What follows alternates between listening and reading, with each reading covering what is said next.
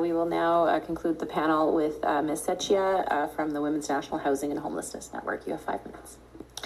Madam Chair and members of the committee, thank you for the opportunity to appear today. My name is Stefania Seccia, and I'm the Executive Director of Advocacy and Public Affairs at the Women's National Housing and Homelessness Network.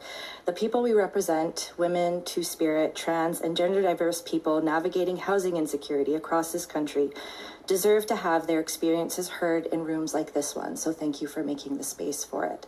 The Women's Network started a little over 5 or 6 years ago in a conference room with lived experts, scholars, researchers, housing providers, and academics who don't normally talk to each other within the housing sector. And we realized that there was no national voice on women and gender diverse housing issues across the country that was unified. And so we decided to become that voice and do it through research, community engagement, and movement building. We share this government's commitment to build Canada strong, but that genuine strength comes from within, the kind of strength required of a young trans person when they find themselves homeless for being who they are. A mother with 2 children fleeing violence in search of a safe place to call home. A newcomer navigating the shelter system with no safety net to catch them, and a couch surfer trading sex for shelter. These are not experiences happening in isolation. They are the direct result of stepping back from ambitious, affordable housing investments since the 80s and 90s, from co-ops, nonprofit development, social, non-market, and deeply affordable housing. Those past governments deferred the problem, and those costs landed elsewhere, in emergency rooms, in shelters, the child welfare system, and the criminal justice system, in more expensive and ineffective ways to address the core issue. And those very things have become pipelines into homelessness themselves. I don't envy the position you are in, but you have an opportunity, and albeit an obligation, to make different choices, to invest in long-term solutions that reach the people who need it most, investing upstream in stable and deeply affordable housing solutions that are not gender neutral.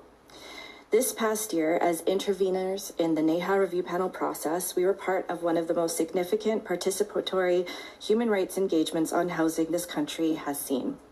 The panel heard from over 500 individuals and groups. We went into shelters, prisons, encampments, and community. It produced not just data, but a real-time, on-the-ground account of what housing rights violations look like for women, two-spirit, trans, and gender-diverse people across the country. And the panel delivered a roadmap of recommendations to address the gendered housing crisis. Just last week, a landmark court ruling came down in the Ontario Superior Court that homelessness has been recognized as a ground of discrimination in Canada. The court was unambiguous, and in Justice Gibson's own words, he called for the increased resources from all levels of government and other stakeholders. Of homeless folks, they are us. And I also want to note that this is linked directly to the international agreements Canada has signed, where the progressive realization of the right to housing means investing maximum resources possible to address the issue. We need a revitalized national housing strategy after 2027, one with an accurate definition of affordability, clear targets for ending homelessness. We need Build Canada Homes to be a rights-based delivery system that allocates at least 40% of deeply affordable units to women and gender-diverse people, populations chronically underserved and undercounted.